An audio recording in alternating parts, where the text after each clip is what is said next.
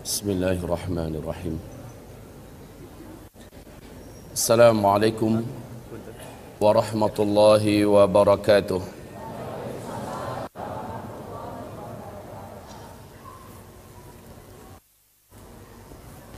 Alhamdulillahi rabbil alamin, wal aqibatu lil muttaqin, wala udwana illa 'alal zalimin.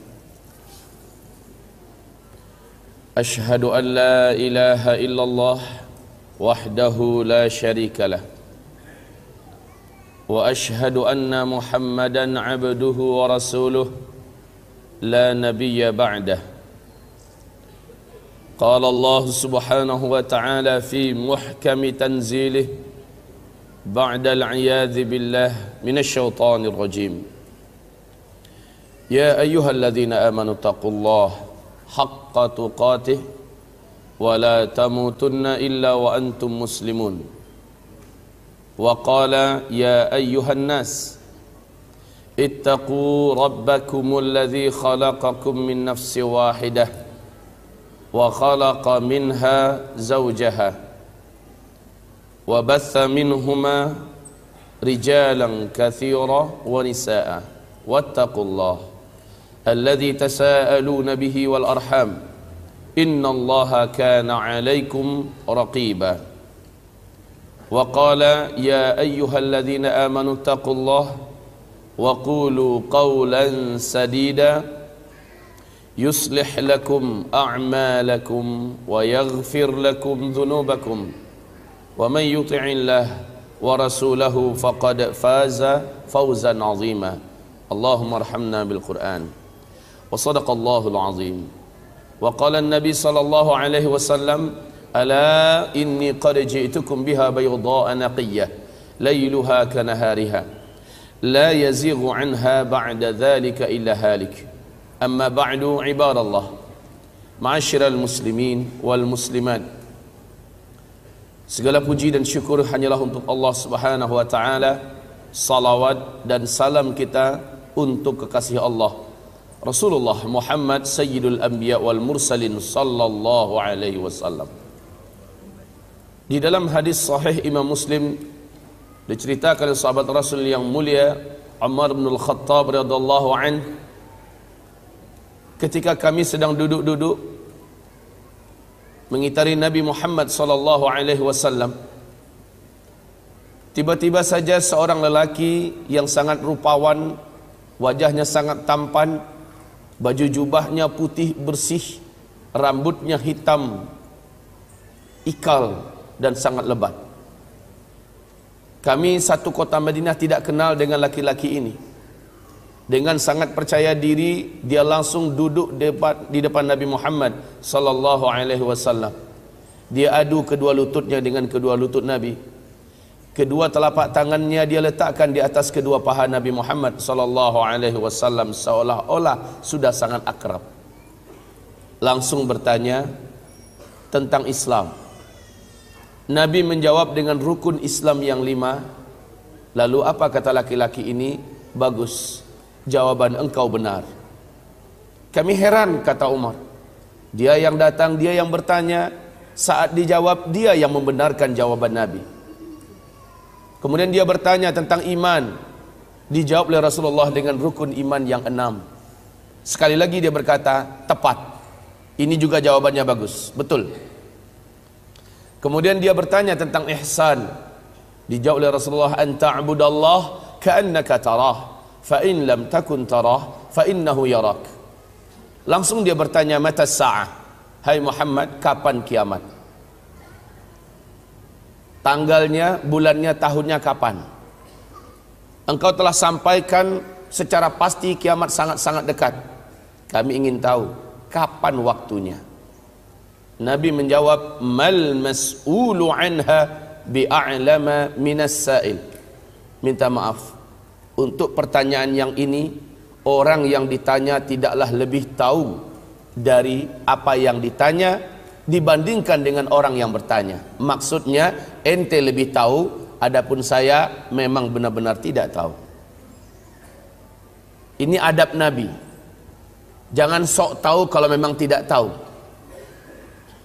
Kemudian ini juga keputusan dari langit bahwa tidak ada satu pun selain Allah yang tahu. Bahkan malaikat Jibril sekalipun tidak tahu. Yas'alunaka 'anis sa'ah ayyana mursaha fima anta min dzikraha ila rabbika muntahaha. Mereka bertanya tentang kiamat kepada engkau hai Muhammad, kapan akan terjadi? Engkau senantiasa memperingatkan tentang dekatnya masanya.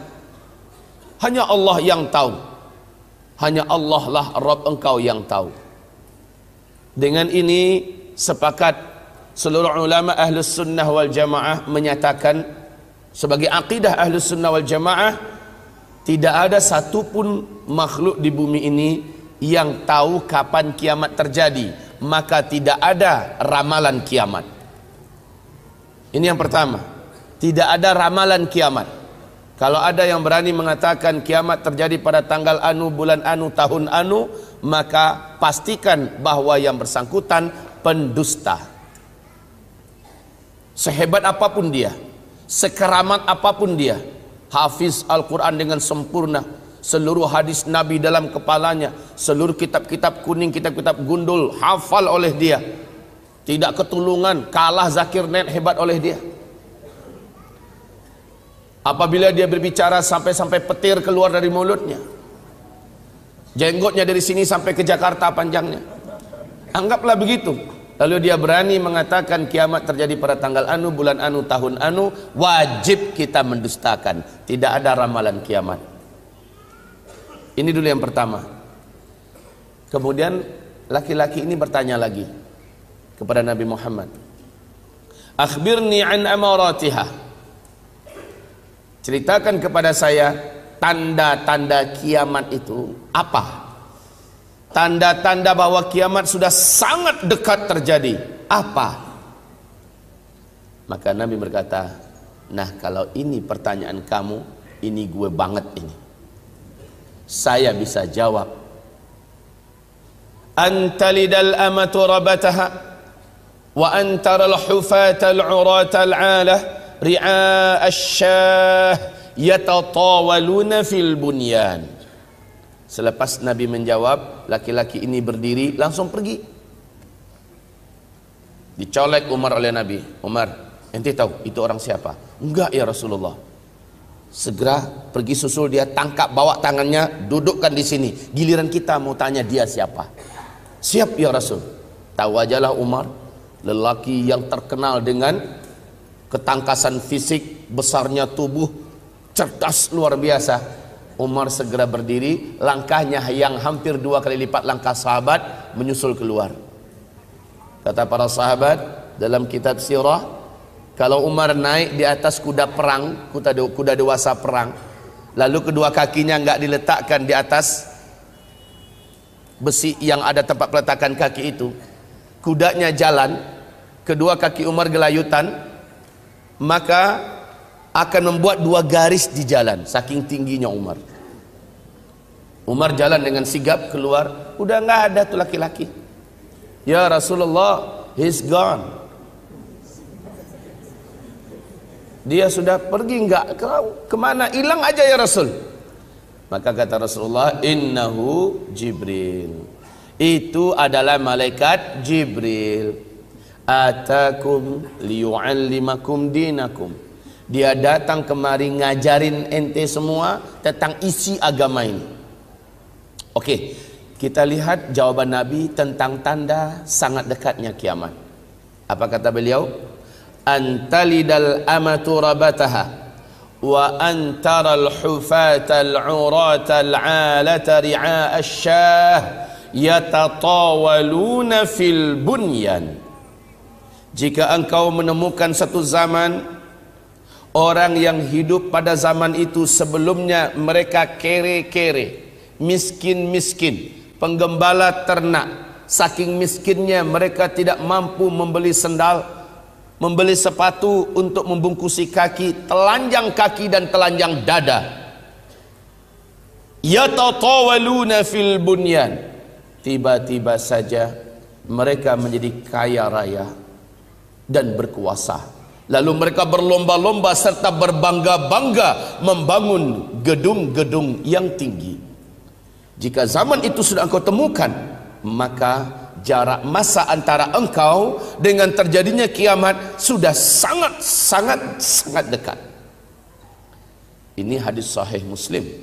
Di dalam hadis Imam Ahmad, Abu Hurairah bertanya kepada Rasulullah, "Ya Rasulullah, siapakah yang engkau maksud?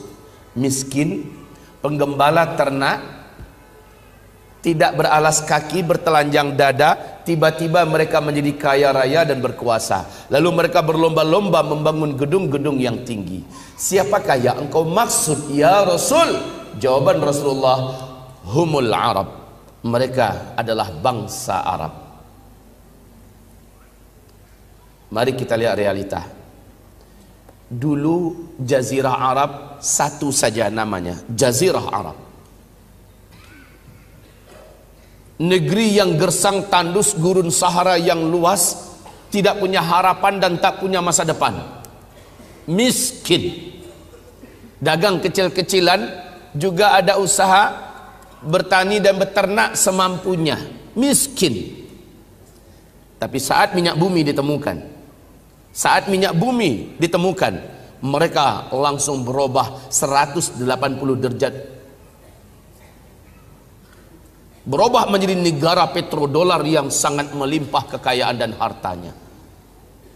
Mereka mendirikan negara sendiri-sendiri. Pecah dari Jazirah Arab menjadi 7 negara. Arab Saudi, Kuwait, Bahrain, Qatar, Uni Emirat Arab, Oman, dan Yemen. Lihat, Jazirah Arab yang dulu miskin, hari ini menjadi negara petrodolar, sudah berlomba-lomba membangun gedung-gedung yang tinggi. Lihat saja yang terdekat dengan kita, Makkah Al-Mukarramah. Apa yang dibangun oleh kerajaan Arab Saudi di sekitar Masjidil Haram, Masya Allah. Gedung-gedung tinggi, bukit-bukit sekitar Masjidil Haram diratakan dengan tanah, lalu diganti dengan gedung-gedung super mewah mencakar langit yang membuat terbelalak seluruh mata-mata yang ada di dunia. Lebih tinggi daripada bukit-bukit yang ada. Ka'bah hanya satu titik hitam di bawah selangkangan Tower Zamzam yang sangat perkasa. Lihat sekitar Masjid Nabawi, hotel-hotel bintang 5 dibangun seperti akan menenggelamkan Masjid Nabawi. Lemes Masjid Nabawi di tengah-tengah hotel-hotel tinggi yang besar. Madinah Al-Munawwarah berubah menjadi kota yang menakjubkan. Pergilah ke Riyadh, kita akan lupa kalau kita sedang ada di negeri Arab, karena kota itu telah disulap menjadi kota metropolitan ala Eropa dengan gedung-gedung tinggi pencakar langitnya. Silahkan datang ke Taif, negeri tandus penuh dengan bebatuan dan cadas, bukit-bukit. Apa yang dibuat di Taif sekarang disulap kaum muslimin. Silakan lihat ke Jeddah, pusat perdagangan Timur Tengah di Jeddah hari ini. Ya Allah, ya Rabb, seperti di Eropa, hamba-hamba Allah. Sekarang kita lihat kepada negeri Arab lainnya, Kuwait. Ada yang punya rezeki, mampirlah. Lihat kota besar Kuwait, ya Rabb. Minder kota-kota yang ada di Eropa bila melihat kemajuan pembangunan yang ada di Kuwait. Abu Dhabi, ibu kotanya Qatar. Subhanallah, berbagai macam jenis dan model gedung-gedung terbaru bermunculan di sana. Saling berlomba mana yang paling tinggi. Lihat Dubai, ibu kota Uni Emirat Arab. Kebanggaan dunia pada hari ini, bahkan gedung tertinggi di dunia adanya di Dubai. Gedung tertinggi di dunia hari ini adanya di Dubai, namanya Burj Khalifah, tingginya 828 meter. Apakah perlombaan membangun gedung yang tinggi sudah selesai di Arab? Tidak. Saat ini sedang berlangsung tahun yang ke-6 pembangunan gedung yang direncanakan mengalahkan gedung tertinggi di dunia yang ada di Dubai. Di mana? Di Jeddah, di tepi Laut Merah. Gedung ini disebut dan dinamakan dengan Kingdom Tower. Ketinggiannya 1,2 km. Diperkirakan selesai tahun 2018. Paling cepat. menghabiskan dana 140 triliun, dipegang oleh Pangeran Al-Walid bin Talal. Masya Allah. Yatatawaluna fil bunyan. Mereka dulunya miskin, penggembala ternak, tidak beralas kaki, bertelanjang dada, tiba-tiba menjadi kaya raya dan berkuasa. Lalu mereka berlomba-lomba dan berbangga-bangga membangun gedung-gedung yang tinggi. Jika zaman itu sudah engkau temukan, kata Rasulullah, maka jarak masa antara engkau dengan terjadinya kiamat sudah sangat-sangat dekat. Tanda yang tidak terbantahkan, fakta yang sudah kita temukan telanjang mata di depan mata kita. Ini yang pertama. Yang kedua, fakta bahwa kita sudah sangat dekat, bahwa ini benar-benar akhir zaman. Yang kedua adalah hadis Imam Ahmad berikut ini, dinyatakan oleh Syekh Ahmad Syakir, hadis ini sahih. Walaupun Syekh Albani mengatakan hadis ini hasan, tetapi ulama-ulama ahli hadisnya memberatkan kepada kesahihan hadis ini. Tentang 5 fase sejarah yang pasti dijalani oleh umat Islam sejak Nabi diutus sampai umat Islam lenyap seluruhnya dari muka bumi ini. Habis-habisnya orang Islam. Rasul bersabda, takunun nubuwah fikum masyaallah an takun, thumma yarfa'uha Allah idza syaa yarfa'aha, ثم تكون خلافة على منهاج النبوة فتكون ما شاء الله أن تكون ثم يرفعها إذا شاء أن يرفعها ثم يكون ملكا عضا فتكون ما شاء الله أن تكون ثم يرفعها إذا شاء أن يرفعها ثم تكون ملكا جبريا فتكون ما شاء الله أن تكون ثم يرفعها إذا شاء أن يرفعها ثم تكون خلافة على منهاج النبوة ta'ummul arda. Di riwayat yang lain thumma sakat. Artinya umatku ini akan menjalani 5 fase sejarah. Awas, hati-hati, pegang ini hadis, lihat kondisi dan posisi kita di mana dalam 5 fase sejarah ini. Yang pertama, boleh saya mulai menulis? Mungkin bapak kami sebelah sini tidak dapat melihat apa-apa ya. Agak dimundurkan sedikit kali.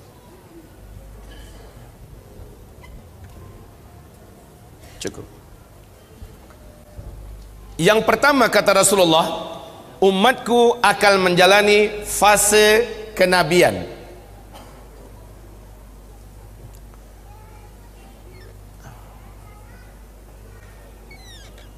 Ini fase kenabian, di mana umat Nabi langsung dipimpin oleh beliau sendiri, oleh Muhammad sendiri. Dan fase ini pasti berakhir kata Rasulullah. Seluruh ahli sejarah sepakat bahwa fase ini telah berakhir dengan wafatnya Nabi Muhammad sallallahu alaihi wasallam. Umat Islam, umat Nabi masuk pada fase kedua. Fase kedua ini umat Islam thumma takunu khilafatan ala minhajin nubuwah. Umat ini akan dipimpin oleh khulafaur rasyidin dengan menggunakan konsep dan sistem kenabian. Di hadis yang lain Nabi mengatakan fase ini berlangsung selama 30 tahun. Wafatnya Khalifah Ali bin Abi Thalib adalah tahun ke-29 Hijriah tambah 6 bulan. Yang 6 bulan lagi dipimpin oleh Hasan bin Ali untuk mempersatukan kalimat kaum muslimin dan meredam fitnah yang terjadi. Persis seperti kata Nabi kepada cucunya Hasan, ini penyelamat umat dan pemersatu umat nanti. Benar, 6 bulan kemudian Hasan bin Ali menyerahkan kekhalifahan kepada Muawiyah bin Abi Sufyan. Maka tepat janji Nabi 30 tahun. Fase yang kedua, umat Islam dipimpin oleh khilafah rasyidah yang menggunakan sistem kerajaan. Fase ini berakhir dengan penyerahan khilafah kepada Muawiyah. Masuklah fase yang ketiga, thumma yakunu mulkan addan. Kemudian umat saya memasuki fase yang ketiga, di mana mereka akan dipimpin oleh para khalifah yang menggunakan sistem kerajaan. Fase ini yang paling lama, 1227 tahun. 1227 tahun. Fase yang ketiga ini diisi oleh 3 dinasti. Dinasti Bani Amawiyah, dinasti Bani Abbasiyah, dan dinasti Bani Utsmaniyah. Fase ini pasti berakhir, kata Rasulullah. Dan para ahli sejarah menyepakati fase ini telah berakhir pada tanggal 3 bulan Maret tahun 1924, yaitu dengan tumbangnya khilafah Islamiyah Al-Utsmaniyah di Turki oleh seorang penjagal akidah, pengkhianat umat, gembong Yahudi, Mustafa Kemal Pasha. Ya. Fase ketiga, umat Islam dipimpin oleh para khalifah yang menggunakan sistem kerajaan. Jadi jika meninggal seorang khalifah, langsung digantikan oleh ahli warisnya. Ini udah sistem kerajaan. Fase ini telah berakhir, ya. Fase ini telah berakhir tanggal berapa tadi? 3 bulan Maret 1924. Lalu umat Islam masuk pada fase yang keempat, yang Nabi katakan mulkan jabariyan. Umat ini masuk dalam kekuasaan tanpa khilafah. Tidak ada seorang khalifah pun yang memimpin umat Islam pada fase ini.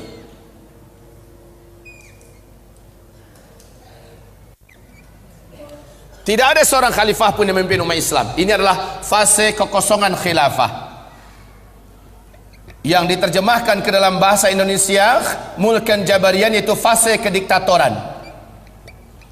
Awas kaum muslimin, tidak ada khilafah Islamiyah.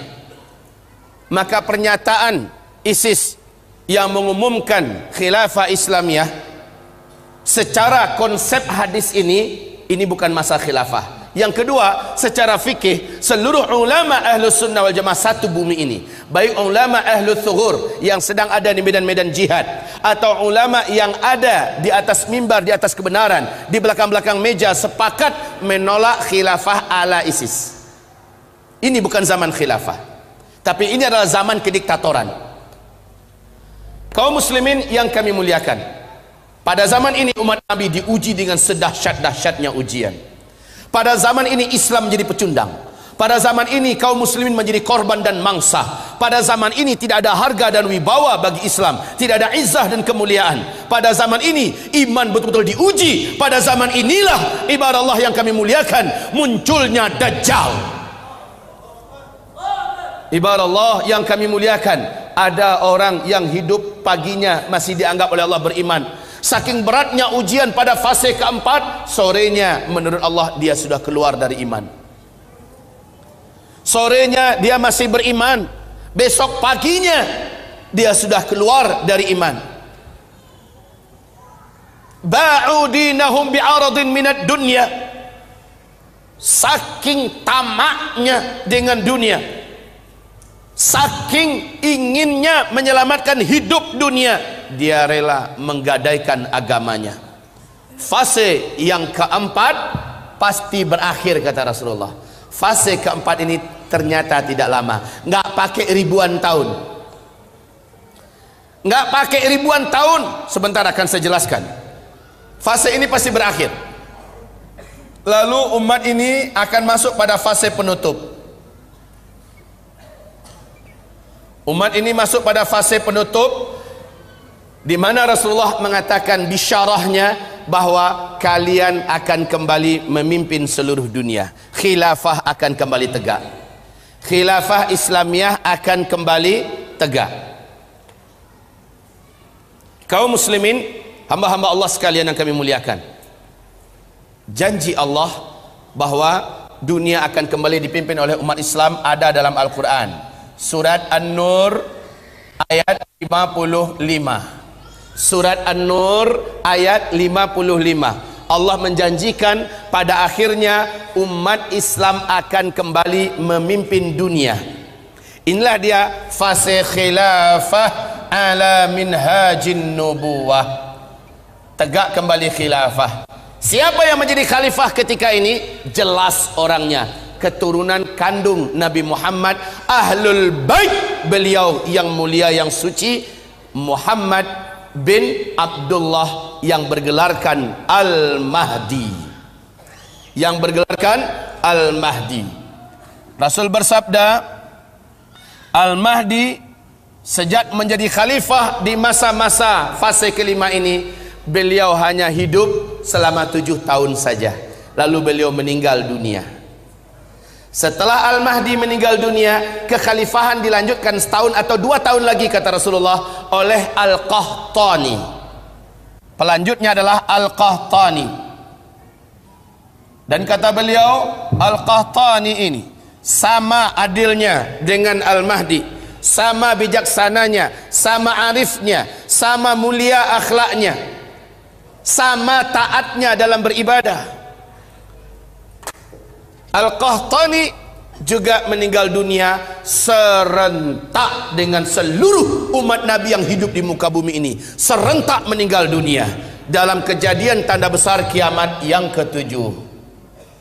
Inilah penutup fase yang kelima, ya, di mana serentak seluruh orang-orang beriman meninggal dunia, diwafatkan oleh Allah Subhanahu wa taala.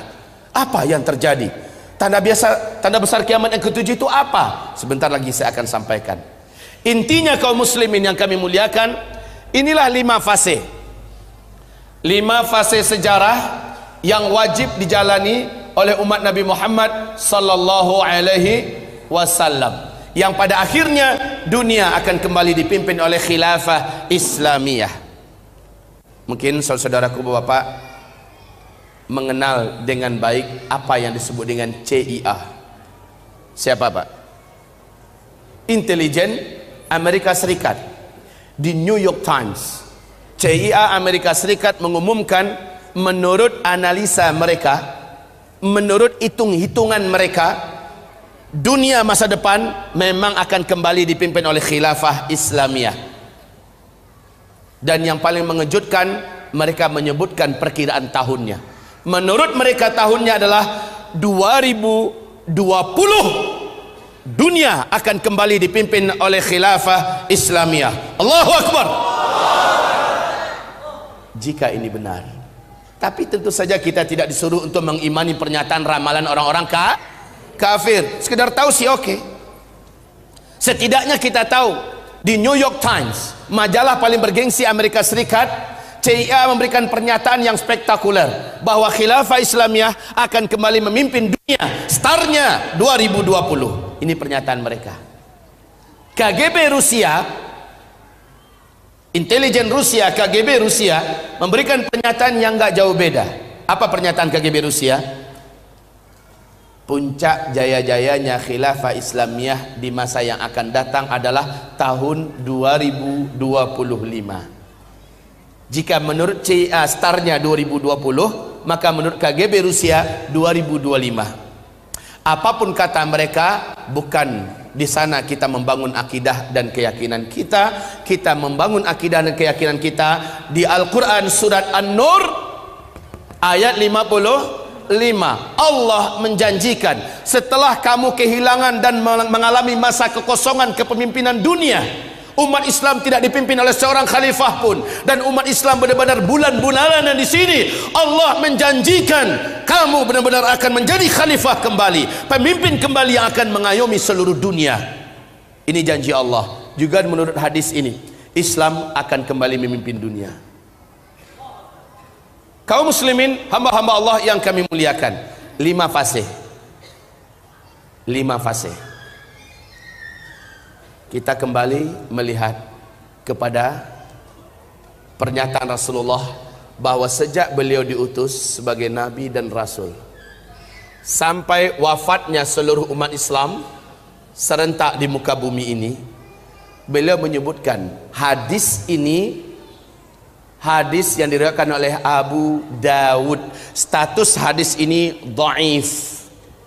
Status hadis ini dhaif. Bahkan ada yang sampai ke derajat dhaif jiddan, sangat lemah. namun masih dihitung masuk ke dalam hadis ahad. Karena turuknya yang banyak atau jalur periwayatan hadis ini banyak, naik derajatnya ke derajat hasan li ghairih. Boleh meriwayatkan hadis ini, tetapi adabnya wajib disampaikan status hadis. Kemudian adabnya juga umat tidak dibenarkan membangun akidah dan keyakinan di atas hadis dhaif, bahkan hadis hasan. Namun dia boleh diriwayatkan karena dia tetaplah hadis Nabi Muhammad sallallahu alaihi wasallam. Bagaimana pandangan Rasulullah tentang jarak antara beliau diutus? Ini start, dan ini adalah finish. Wafatnya umat Islam serentak di muka bumi adalah finishnya. Sejak aku diutus sampai umat ini wafat, Allah telah mentakdirkan untuk umatku masa mereka di bumi ini hanya 1 hari saja di sisi Allah. 1 hari di sisi Allah kita ngitungnya berapa lama? Ya, surat As-Sajdah ayat 5 ya. Yudabbirul amra minas samai ilal ard thumma ya'ruju ilayhi fi yawmin kana miqdaruhu alfa sanah mimma ta'uddun. 1 hari di sisi Allah kamu merasakan dan menghitungnya di dunia 1000 tahun. Jika Rasul mengatakan umur umatku di sisi Allah hidup di bumi ini hanya 1 hari saja, maknanya 1000 tahun, lalu Allah menambahkan untuk umatku 1/2 hari lagi. Semoga umatku tidak menjadi lemah karena Allah menambahkan untuk mereka 1/2 hari lagi. 1/2 hari. Jam 11 kalau kita ngitungnya jam 11 pagi, udah mulai kita hitung 1/2 hari nggak itu? Hah? 11:30 udah mulai kita hitung 1/2 hari nggak itu? Jam 12 kurang 1/4 udah kita hitung 1/2 hari nggak itu? Iya, kurang-kurang sedikit kita sudah hitung 1/2 hari. Oke, lihat hitung-hitungannya. Lihat hitung-hitungannya kaum muslimin. 1,5 hari. Para ulama Ahlus Sunnah wal Jamaah ketika mencoba mentafsirkan, merincikan hadis ini, maka mereka mengatakan umur umat Islam di bumi ini lebih dari 1400 tahun, tapi tidak akan sampai full 1500 tahun hitungan hijriyah. Hitungan hijriyah. Ada yang mengatakan 1476 tahun umat ini sudah hilang di muka bumi. Umat Islam, umat Nabi sudah habis. Ada yang mengatakan 1477 umat Islam sudah habis. Belum kiamat loh ya, tapi umat Islamnya sudah habis. Ada yang mengatakan 1482 umat Islam sudah habis. Kaum muslimin, kita cari aman aja dah. 1500 full. Sekarang kita hitung tahun hijriah keberapa kita sekarang? Sudah 1427 hijriah. Hijriah itu artinya setelah Nabi hijrah dari Mekah ke Madinah, kan begitu? Baru mulai dihitung hijriah. Ada 10 tahun setelah Nabi hijrah dan ada 13 tahun sebelum hijrah. Menghitung umur umat Nabi di bumi ini bukan sejak beliau hijrah, tapi sejak beliau diutus sebagai Nabi dan Rasul. Maknanya ada 13 tahun yang belum dimasukkan kemari. Paham? Tambahkan 1450 tahun. Seandainya kita masukkan kepada hitungan di atas, ambil full saja 1500, artinya sisa umat Islam ada di bumi ini hanya 50 tahun lagi umat Islam habis. Ada yang udah mulai lemas lututnya. Udah pada sarapan semua tadi? Makin kesininya makin ini loh Pak, tegangannya makin tinggi. Jadi yang jantungnya lemah tolong didoping dulu dah sekarang.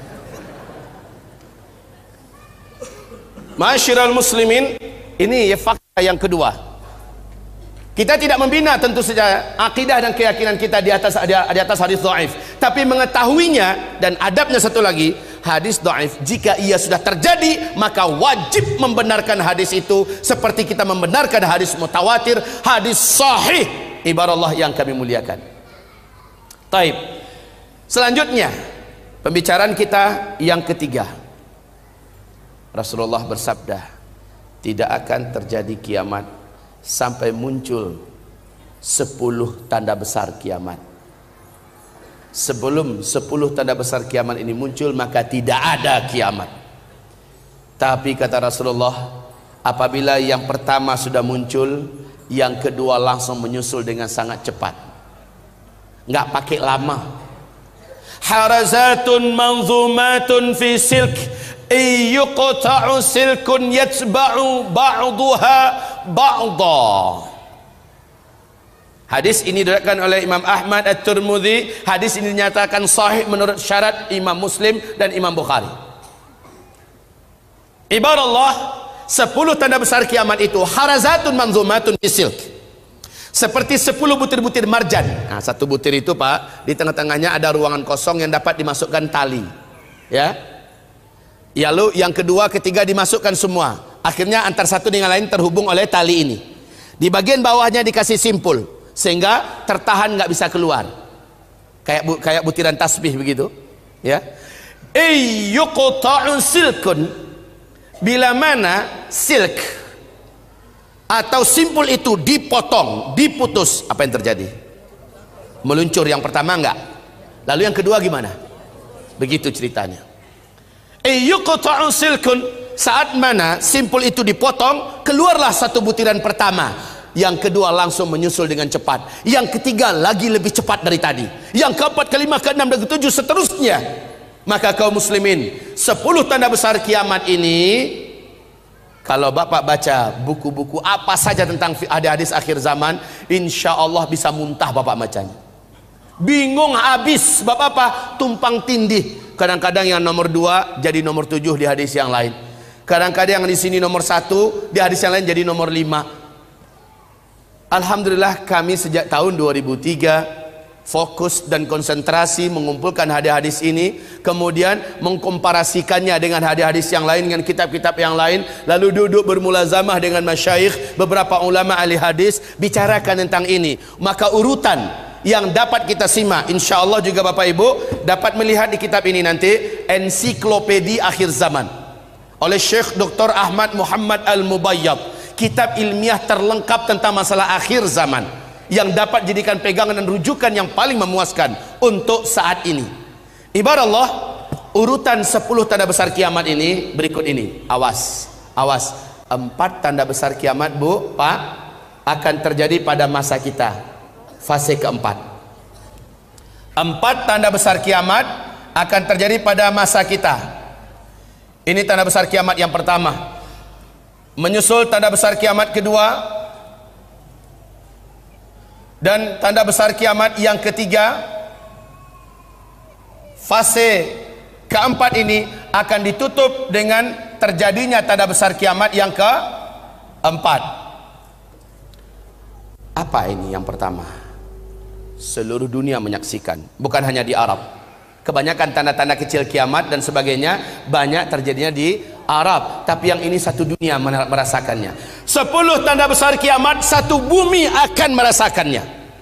Yang pertama, bumi dibungkus oleh kabut debu yang teramat sangat tebal, lagi super panas.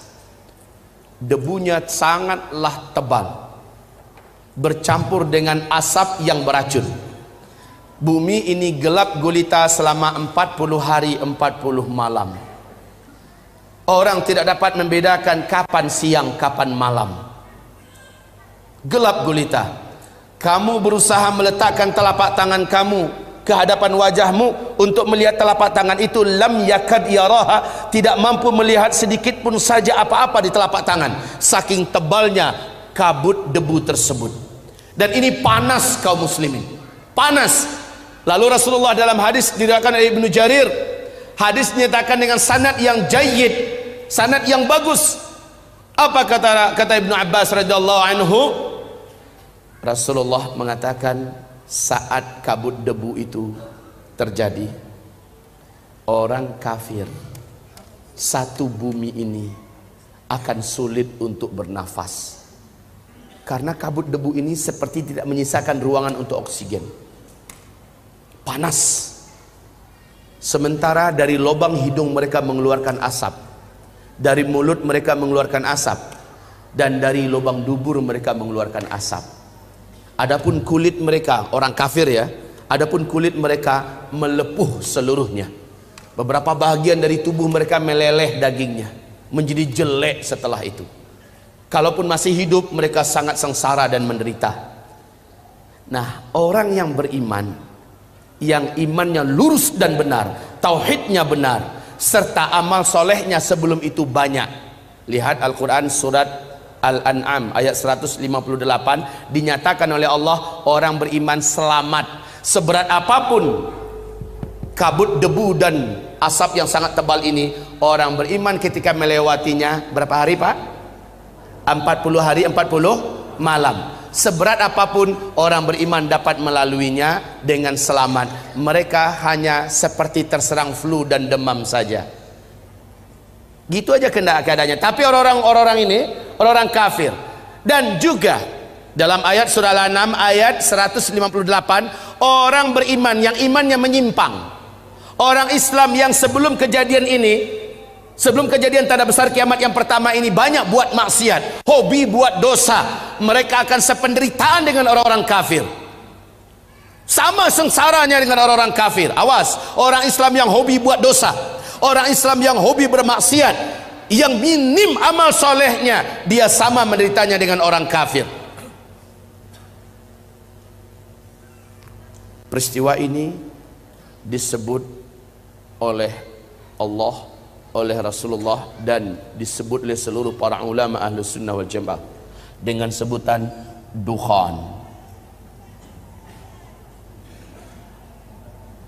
Saking dahsyatnya dukhan ini, sampai-sampai Allah menyebutkan salah satu nama suratnya surat Ad-Dukhan. Ada dengar nggak? Surat Ad-Dukhan. Karena ini memang peristiwa yang sangat mencekam. Bayangkan Bapak Ibu, gelap gulita 40 hari 40 malam. Yang paling hebatnya, dalam masa kegelapan itu tidak ada teknologi yang dapat dipakai. Listrik padam mati seluruhnya total. Makanan andalan kita yang ada di kulkas gimana? Simpanan-simpanan kita seluruhnya membusuk. Ad-Dukhan selama 40 hari 40 malam. Sahabat-sahabat bertanya, ya Rasulullah, bagaimana cara kami membedakan waktu-waktu salat, bahwa salat zuhur dah masuk, asar dah masuk, gimana? Kamu kira-kira saja, kata Rasulullah. Ini kira-kira ada masuk asar dah nih. Ini kira-kira mau ngelihat jam ya nggak bisa lagi. Gelap gulita pada masa dukhan. Bapak Ibu yang kami muliakan, masa dukhan ini apa penyebabnya? Penyebabnya itulah simpul yang akan kami jelaskan nanti. Dekatkah masanya? Sebentar, sabar, kan nggak kemana-mana kan? Insya Allah. Nah, selepas dukhan 40 hari 40 malam, selepas dukhan 40 hari 40 malam, ketika matahari sudah mulai nampak, debu yang tebal itu sudah mulai menyingsing. Pemandangan yang Bapak Ibu saksikan di bumi ini adalah banyaknya mayat-mayat bergelimpangan. Mayat burung, mayat anjing, mayat kucing, hewan ternak, orang-orang juga manusia-manusia yang tidak mampu bertahan pada mati bergelimpangan. Bumi menjadi busuk. Setelah itu terjadi perubahan iklim yang sangat ekstrim. Panas yang sangat luar biasa, kemarau di seluruh dunia. Inilah dia tanda-tanda besar kiamat yang kedua akan terjadi. Keluarnya Dajjal. Keluarnya Dajjal.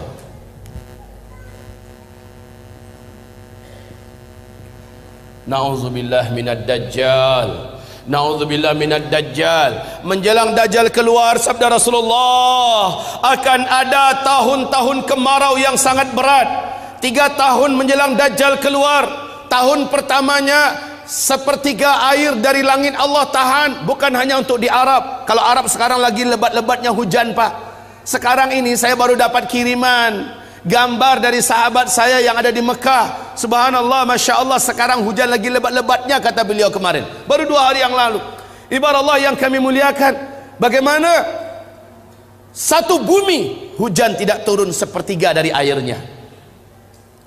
Satu bumi, tanam-tanaman, tumbuh-tumbuhan dan hewan ternak yang dapat dimakan mati bergelimpangan. Terjadilah kekurangan pakan di bumi. Kelaparan global merata di mana-mana. Kalau hanya satu Cina yang mengalami kelaparan, mungkin Indonesia bisa tolong, mungkin Thailand bisa tolong. Tapi ini satu bumi serentak.